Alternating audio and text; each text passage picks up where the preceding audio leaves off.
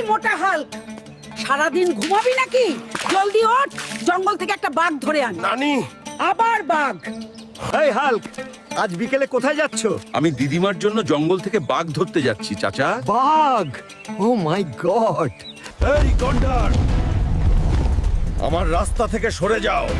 দাদি আমাকে একটা বাঘ ধরতে পাঠিয়েছে। তুমি মানবে না, তাই না? তাহলে আমাকে তোমার হাত পা ভাঙতে হবে। অবশেষে ভালুক পরাজিত হয়েছে।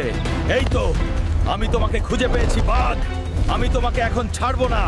আমি তোকে বাড়ি নিয়ে যাবই, যাই হোক না কেন।